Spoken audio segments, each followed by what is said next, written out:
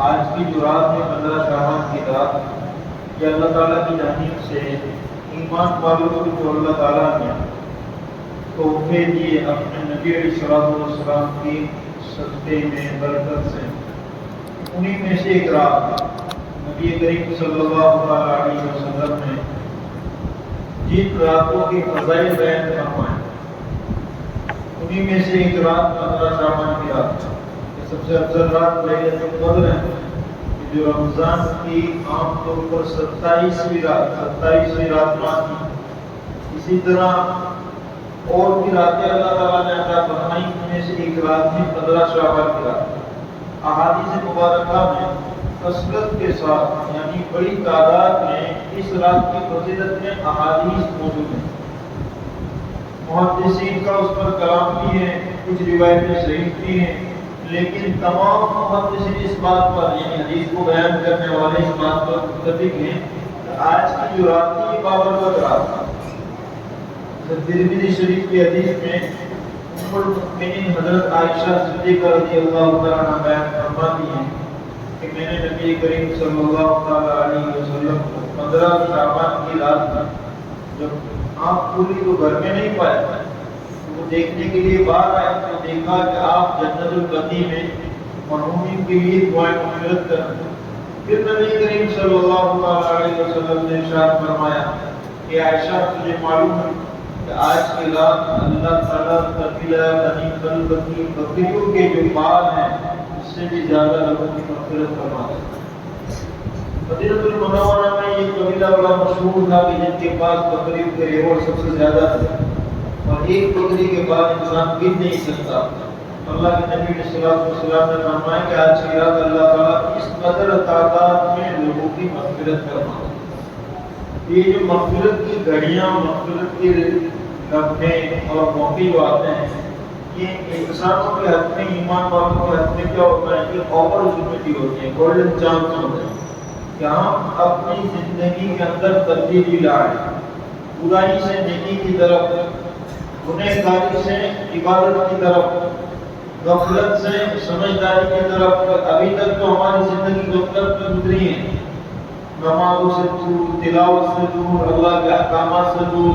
ہم دنیا کے اندر اس قدر مشغول ہو گئے کہ ہم اپنے رب کو بھول چکے ہیں۔ ہر انسان کے ساتھ ایسا ہوتا ہے کہ ایسی زندگی گزری۔ یہ جو راتیں آتی ہیں یہ انسان کو جھنجھوڑ دیتی ہے۔ آج موقع ہے اللہ سے معافی مانگنے، اللہ سے اپنی مغفرت کروا لیں، اپنی زندگی کے اندر ایسے عزائم اور ارادے کر کہ جو غلطیاں، جو گناہ ہو چکے ہیں اللہ اب میں نہیں کروں گا۔ آج کی رات میں صرف یہ مطلب نہیں ہے کہ ہم صرف آج ہی کی رات عبادت کر لیں جگ کر اور پھر کل سے جسے جگہ سے، تو پھر یہ رات کوئی فائدہ نہیں دے گی۔ قرآن کریم کی میں نے آیت کریمہ تلاوت کی، اللہ تعالیٰ ارشاد فرماتے ہیں یا عبادی الذین اسرفوا علی انفسہم لا تقنطوا من رحمت اللہ، اے میرے وہ بندوں اور بندیوں جنہوں نے گناہ کرتے کرتے اپنی جانوں پر ظلم کیا۔ انسان جب گناہ کرتا ہے، اللہ کی نافرمانی کرتا ہے، گناہ کا مطلب ہے نماز کو چھوڑتا ہے، اللہ سے غفلت سے زندگی گزارتا ہے، شریعت کے احکامات کو چھوڑتا ہے، لوگوں کے حقوق جو اللہ تعالیٰ نے، اللہ کے نبی علیہ الصلوۃ والسلام نے بیان فرمائے وہ ادا نہیں کرتا، جھوٹ بولتا ہے، غفلتوں میں زندگی گزارتا ہے، یہ سب گناہ ہیں۔ کہ میرے وہ بندوں جنہوں نے گناہ کر کے اپنی جانوں پر ظلم کیا۔ گناہ انسان کی ذات کے اوپر ایک ظلم ہے، اس لیے اللہ کی نافرمانی کریں گے تو ہمارا ایمان ہے، مرنے کے بعد ہماری جو قبر کہاں سے شروع ہو جاتی ہے، پہلی منزل قبر۔ تو یہاں انسان مردے کو قبر کے حوالے کر دیتے ہیں، اب اس کا دنیا کا تعلق ختم۔ ہم تمام مسلمان یہ نظریہ رکھتے ہیں کہ اس مردے سے قبر میں سوالات کیے جائیں گے، من ربک من دینک ماذا تقول فی ھذا الرجل، تیرا رب کون ہے، تیرا دین کیا ہے، اس شخص کے بارے میں تمہارا کیا خیال ہے۔ نبی علیہ الصلوۃ والسلام امت کو بتا کر رہے ہیں جیسی زندگی گزارو گے اس حساب سے آپ کا جواب ہوگی۔ انسان کیا ہے، غفلت میں زندگی گزارتا ہے۔ انسان کے لیے جو دنیا ہے اللہ تعالیٰ نے قرآن کریم میں فرمائی کہ دھوکے کی چیز ہے، یہ دنیا انسان کو دھوکہ کیسے دیتی ہے؟ ابھی تو بڑی زندگی باقی ہے، ابھی تو ہماری عمر کا ایک بڑا حصہ باقی ہے۔ آج تو ابھی کیا ہے، طاقت ہے، تندرستی ہے، ابھی ہم دنیا جمع کر لیں، بعد میں توبہ کر کے اللہ کی جانب رجوع ہو جائیں گے۔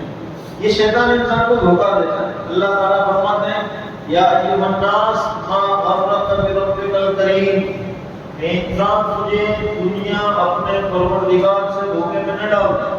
وہی دھوکہ ہے۔ اذان کی آواز آتی ہے لیکن ہماری توفیق نماز سے سر ہو چکی، چھن چکی، ہم کو نمازوں کی فکر نہیں ہوتی۔ ہم اپنی دنیا کے سارے انتظامات کرتے ہیں، کبھی ہمارا اس طرف ذہن نہیں جاتا کہ میں نے کتنی نمازیں چھوڑ دی، میں نے کتنی اللہ کی نافرمانی کی، کہ میں اپنے نبی کو ماننے والا ہوں لیکن کتنے طریقے میری ذات میں۔ یہ غفلت کی دنیا کا دھوکہ یہ ہے، یہ دنیا کا دھوکہ ہے۔ جب انسان اس دھوکے میں زندگی گزارتا ہے اور شیطان اس کو یہ دلاسا اور اطمینان دلاتا ہے کہ ابھی تو تندرست ہے، ابھی تو موت آنے والی ہے، ابھی تو ایک بڑا عرصہ باقی ہے، تجھے اپنے گھر کے بہت کام کرنے ہیں، اپنے اولاد کے نکاح کرانے ہیں، شادی کرانی ہے، تجھے گھر بنانا ہے، تجھے اپنے کاروبار کا ٹھکانہ جمانا ہے، تجھے بڑی دکان کرنی ہے، تجھے ابھی تو بہت کام کرنا ہے۔ تو یہ دنیا انسان کو دھوکے میں ڈالتی ہے، کیا ابھی تیرے پاس بہت وقت، یہ دھوکہ ہے۔ اللہ تعالیٰ نے قرآن کریم میں جگہ جگہ ہمیں آگاہ فرمایا وَمَا هَٰذِهِ الْحَيَاةُ الدُّنْيَا إِلَّا لَهْوٌ وَلَعِبٌ، اے لوگوں دنیا کی یہ زندگی صرف محض کیا ہے، ایک کھیل کود تماشا ہے۔ ہمارے معصوم بچے جب محلے میں کھیل کرتے ہیں، جب کوئی گیم کھیلتے ہیں تو ان کی رحمت اور ان کا کھیل کیسا ہوتا ہے، چند منٹ اور تھوڑی دیر کے لیے وہ سب مل کر کھیلتے ہیں، چند منٹ کے بعد کھیل ختم ہوتا ہے، سب اپنے اپنی جگہ پر پہنچ جاتے ہیں۔ ایسی یہ دنیا کی زندگی ہے، یہ کھیل کود تماشا ہے۔ تمہارے مقدر میں اللہ نے جو زندگی رکھی ہے، جس میں تم دنیا کے دھوکے میں اگر آ گئے تو پھر موقع نہیں ملے۔ شیطان انسان کو یہ وسوسہ ڈالتا ہے، شیطان یہ وسوسہ ڈالتا ہے، کیا وسوسہ ڈالتا ہے؟ ابھی تو بہت وقت ہے، اور پھر اسی درمیان اللہ تعالیٰ کی جانب سے انسان کو ڈیل ملتی ہے۔ یہ جو رات آئی آج کی رات، ایسی کئی راتیں اس کی زندگی میں سے گزرتی ہیں۔ ہر سال ایک مرتبہ آئے گا، ہر سال رمضان آئے گا، ہر سال ایسے بہترین موقع اس کے پاس آئیں گے، ہر ہفتے جمعہ کی نماز وہ پڑھتا ہے، یعنی یہ موقع ہوتے ہیں توبہ استغفار کے۔ لیکن وہ دنیا کے دھوکے میں ایسا آ چکا ہے، ایسے غفلت میں زندگی گزار رہا ہے کہ وہ سوچ رہا ہے بعد میں سب کروں گا، کرتے کرتے اسی حال میں چل بسے۔ ایسا ہوتا ہے، ہم میں سے ہر ایک کو ایسا تجربہ ہے، ایسے لوگوں کو ہم سب جانتے ہیں کہ جن کے یہ عزائم تھے کہ میرا یہ مکان بن جائے، اس کے بعد میں کیا کروں گا، اللہ اللہ کروں گا، میں نمازیں شروع کروں گا، میں مسجد والی زندگی شروع کروں گا، میں کیا کروں گا، حج فرض ہے لیکن یہ میری اولاد کا نکاح ہوتا ہے، اس کے بعد حج کروں گا۔ یعنی انسان اپنی زندگی میں یہ پلاننگ کرتا ہے۔ اللہ تعالیٰ ہر انسان کو موقع دیتا ہے، لیکن اللہ تعالیٰ کی اس موقع کی بھیڑ کی لیمٹ ہوتی ہے۔ جب تک اس کے جسم میں سانس ہے، اللہ کی طرف سے موقع ہے۔ یہ جب اس کی روح قبض ہوئی، موت آئی، یہ موقع ختم۔ ایسا نہیں ہوتا کہ ہماری نافرمانی کرنے پر اللہ تعالیٰ فوراً پکڑ فرما دیتے، ایسا نہیں ہوتا۔ آپ ہر ایک، ہم سب اندازہ لگائیں، ہم سب سے کئی نمازیں جان بوجھ کر فوت ہوتی ہے نا، ہم سب سے فوت ہوتی ہے، لیکن کبھی ہم نے غور کیا کہ ہماری نماز چھوڑنے پر اللہ نے اپنا رزق روک لیا، اللہ نے اپنی نعمتوں کے دروازے بند کر دیے؟ کبھی نہیں کیا۔ یہ کیا ہوتا ہے؟ اللہ کی نافرمانی کرنے کے باوجود اللہ اپنی نعمتوں کو روکتا نہیں ہے۔ کیوں؟ اللہ تعالیٰ نے یہ جو دنیا ہے یہ آزمائش کی جگہ بنائی، موقع دیتا ہے، کوئی بات، ایک بار موقع، دو بار موقع۔ اللہ تعالیٰ ہر انسان کو ایک دیا موقع دیتے ہیں، لیکن جب یہ موقع والا سسٹم اس کے مقدر کے لحاظ سے ختم ہو جائے گا، دنیا کی زندگی پوری ہو جائے گی، تو یہ اسی دھوکے میں چل بسے اور بہت سے لوگ چل بسے۔ پوری زندگی کا کمایا ہوا، محنت کی ہوئی، اپنی اولاد کو پڑھایا ہوا، سب یہیں پہ درد رہ جاتا ہے۔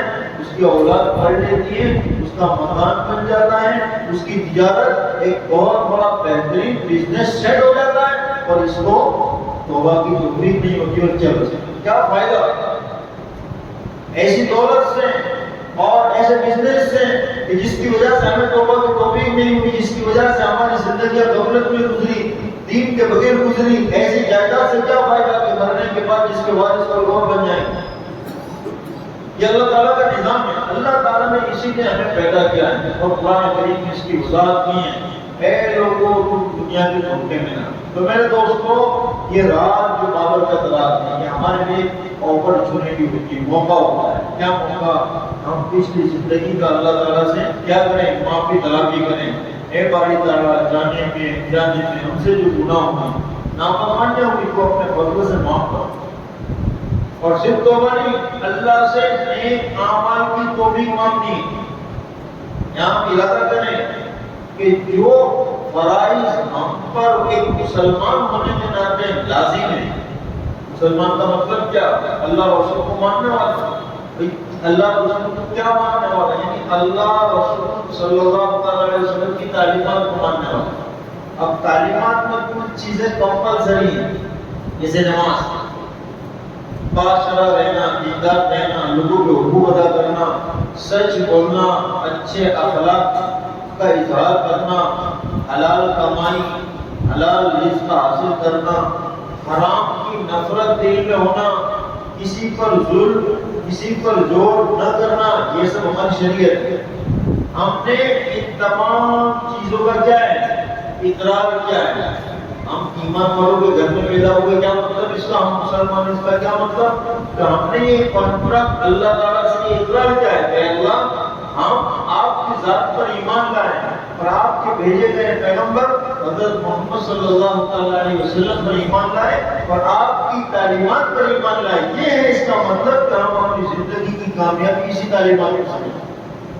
لیکن اگر ہم عمل ہی نہ کریں تو کہ ہم ایمان تو لائے ہیں، زبان سے تو بولتے ہیں، لیکن عمل ہی نہ کرے تو پھر اللہ کے حساب سے۔ اس لیے کہ اللہ تعالیٰ نے قرآن کریم میں اس کی وضاحت کی۔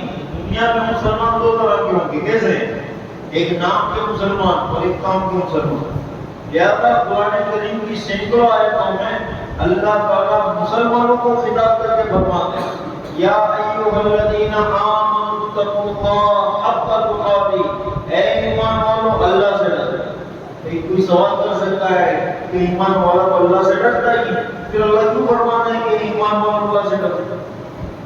ایمان والے کا کیا مطلب؟ کہ اللہ کو ماننے والا۔ تو جو اللہ کو مانتا ہے وہ تو اللہ سے ڈرتا ہی ہے، پھر اللہ تعالیٰ کیوں فرماتے ہیں کہ اے ایمان والو، اے مسلمانوں اللہ سے ڈرو؟ اس لیے فرماتے ہیں کہ تمہارا جو ایمان ہے، تمہارا جو اسلام ہے، صرف نام کا نہ رہے۔ یہ دنیا جو ہے آزمائش کی جگہ ہے۔ مومن کے گھر میں پیدا تو ہوئے، لیکن دنیا تمہیں اپنے دھوکے میں لے لے گی۔ نام تمہارا مسلمان والا رہے گا، لوگ تمہیں مسلمان سمجھیں گے، تم ہو مسلمان، لیکن اگر عمل نہیں ہے تو اللہ کی پکڑ ہوگی۔ لہذا قرآن کریم کے ذریعے اللہ تعالیٰ ہم کو باخبر کرتے ہیں، اے ایمان والو، اللہ سے ایسے ڈر کر زندگی گزارنا جیسے ڈرنے کا حق ہے۔ کیسے؟ کہ تمہاری جب موت آئے تو ایمان تمہارے پاس ہو، یعنی زندگی اس نہج پہ گزارنا کہ فرائض، واجبات، شریعت کی پابندی ہو۔ موت کا آنا کیا ہے؟ کوئی طے نہیں ہے۔ یہ جو میں نے بھی شروع میں کہا نا کہ ہم پلاننگ کرتے ہیں، شیطان ہم کو وسوسہ ڈالتا ہے کہ ابھی تو کیا ہے، ابھی تو ہم کو دنیا سمیٹنی ہے، بعد میں توبہ کریں گے۔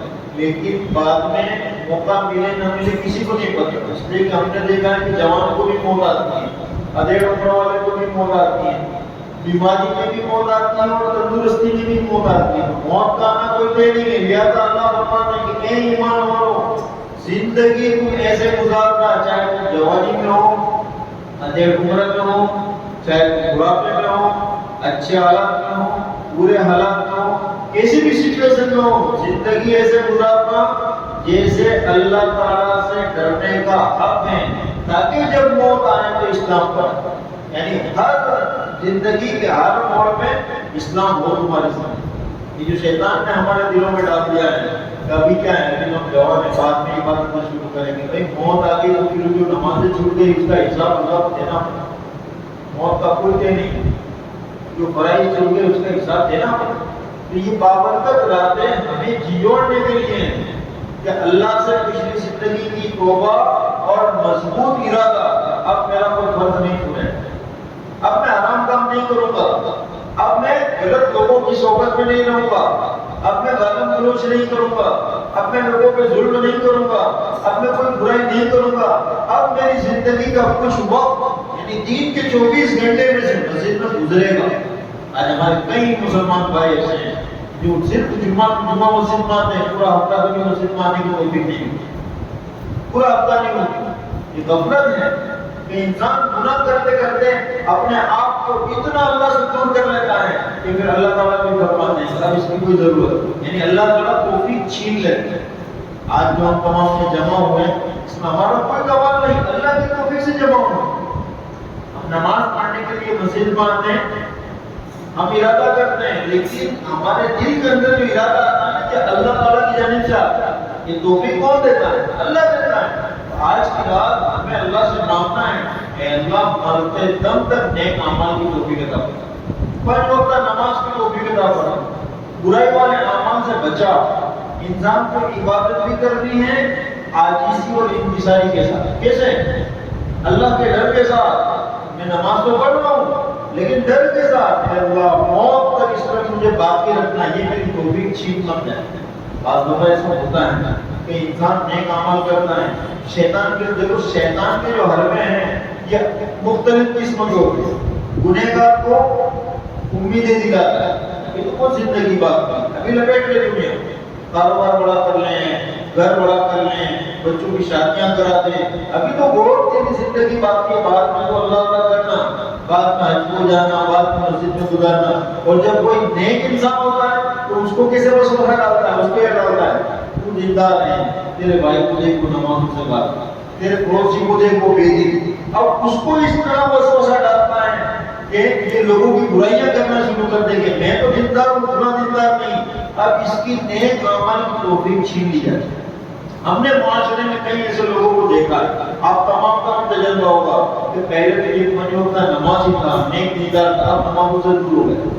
یہ نمازوں سے دوری کہ انسان کے خود اپنے عمل کی وجہ سے، اللہ تعالیٰ نیک عمل کی توفیق بھی دے تو ہمیں اپنی عاجزی انکساری کے ساتھ رہنا ہے کہ اللہ میرا کوئی کمال نہیں، تیری توفیق سے میں آ رہا ہوں اور میں تجھ سے موت تک توفیق مانگتا ہوں، مجھے اس پہ جمائے رکھنا۔ جن کو اللہ نے توفیق نہیں دی ان کے لیے دعائیں مانگنا۔ لہذا نبی پاک صلی اللہ علیہ وسلم کی ہمیں یہ تعلیم ہے۔ اے اللہ تعالیٰ قرآن کریم میں فرماتے ہیں، اے میرے وہ بندو جنہوں نے گناہ کر کے اپنے اوپر ظلم کیا تو اللہ کی رحمت سے مایوس نہ ہونا، نا امید مت۔ تم جب بھی اللہ کی بارگاہ میں جڑ گئے، تم نے ہاتھ اٹھا لیے، سمجھو تمہارے پچھلے گناہ معاف۔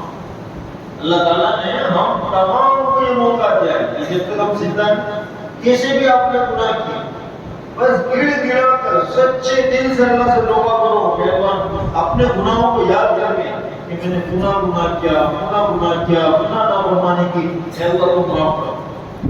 معاف کا کیا مطلب؟ یہ ارادہ ہو کہ آئندہ یہ نہیں کروں، آئندہ یہ نہیں کروں، اللہ تعالیٰ معاف فرما دے۔ یہ ہے سچے دل کی توبہ۔ آج کی رات یہ موقع ہے، بہت سے لوگ سوال کرتے ہیں کہ یہ بابت کا دوران ہے ہم کیسے گزاریں۔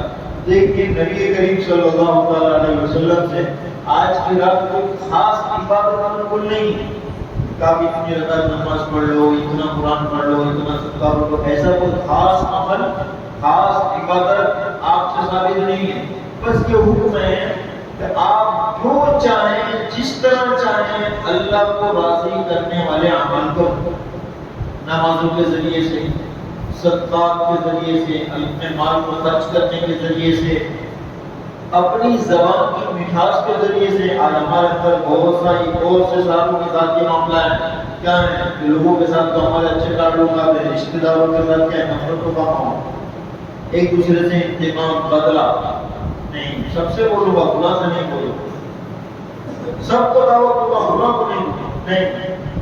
ہم کتنے گئے گزرے ہو چکے، بات ہمارے زبانوں سے الفاظ نکل جاتے ہیں تو گناہ تو میرے جنازے میں بھی نہ آئے۔ یہ کبر والے انسان کے الفاظ، یہ سب یہ زیادہ تر یہ معاملہ کن کے ساتھ ہے؟ رشتہ داروں کے ساتھ۔ آج کی رات انسان کو یہ احساس دلاتی ہے کہ تو کچھ بھی نہیں ہے، تجھے اللہ نے کیا بھیجا، تو آج لوگوں کے سامنے بڑی بڑی باتیں کرنا ہے، تو لوگوں سے انتقام اور بدلہ لینے کی باتیں کرتا ہے، تو لوگوں کے سامنے اپنا مال، اپنا پاور اور اپنے تعلقات کو دکھلاتا ہے، تو کچھ بھی نہیں ہے۔ آج تیرے جسم کے اندر کچھ طاقت ہے، کل کوئی ہڈیاں بھی کمزور ہو جائے گی، یہ زبان لڑکھڑا جائے گی، آج جو ہم تندرست ہیں کل کو لڑکھڑا جائیں گے، تو کچھ بھی نہیں ہے۔ انسان کو یہ سوچنا چاہیے۔ لہذا قرآن کریم میں اللہ نے ہماری حالت کو بیان کیا۔ ایک انسانوں ہم نے تم کو پیدا کیا ایک نطفے سے، اور پھر ہم نے تمہارے اندر طاقت ڈالی، یعنی پیدا کرنے کے بعد تم کو ہم نے بچپنے سے آگے بڑھایا، مضبوط بنایا، پھر اس مضبوطی کے بعد پھر ہم تمہارے اوپر کیا کرتے ہیں؟ کمزوری ڈالتے ہیں، بڑھاپا ڈالتے ہیں، یہاں تم لڑکھڑا جاتے ہیں، اور اس لڑکھڑانے کے بعد تم اللہ کی طرف پہنچ جاتے ہیں۔ تو انسان کب کرتا ہے یہ بڑے زبان، بڑی باتیں، ایک دوسرے سے انتقام، بدلہ لینا، نفرت کرنا، یہ کب کرتا ہے؟ جوانی کے جوش میں کرتا ہے۔ جسم میں زبان میں طاقت ہوتی ہے، جب اس کے پاس مال ہوتا ہے، دولت ہوتی ہے، اچھے روابط تعلقات ہوتے ہیں، جب بوڑھا ہو جاتا ہے پھر تو دنیا والے بھی اس سے تعلقات چھوڑ دیتے ہیں۔ تو میرے دوستو، آج کی رات یہ اس احساس کی رات ہے، ہم محسوس کریں کہ ہم کچھ بھی نہیں ہیں۔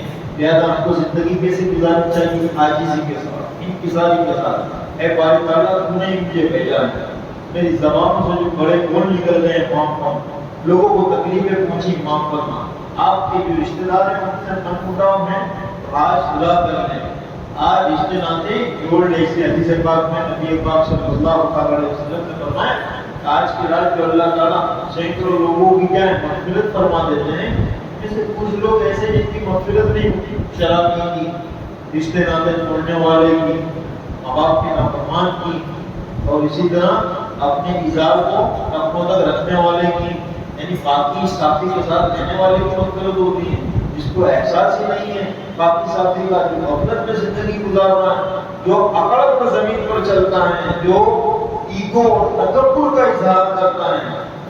وہ ہم میں اور غیروں میں یہ فرق یہ اسلامی تعلیمات بتاتا ہے۔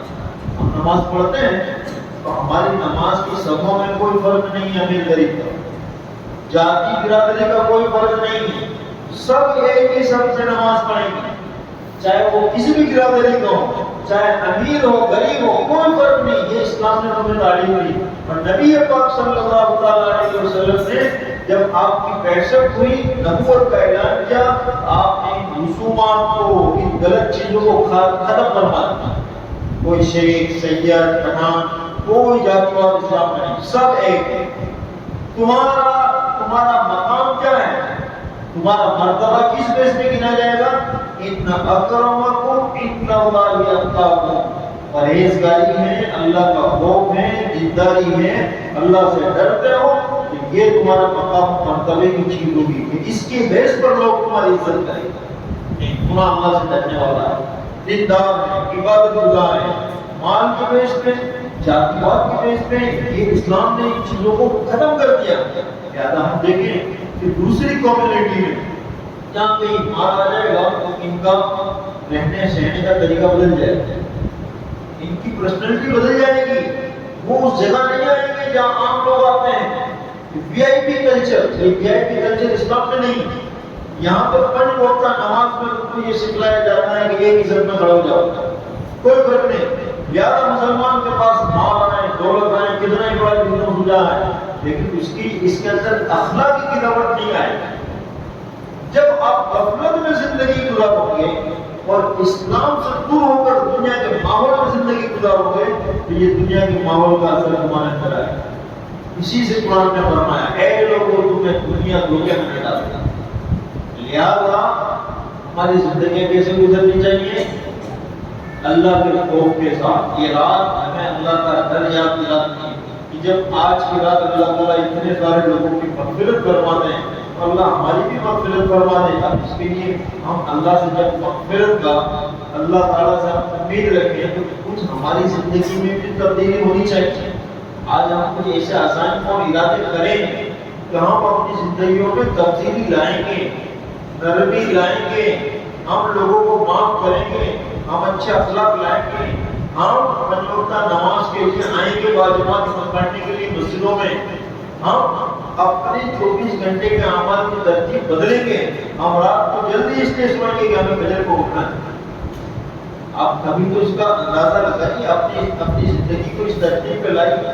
میرے دوستو، اللہ تعالیٰ نے ہماری زندگی کا سکون اسی میں رکھا ہے۔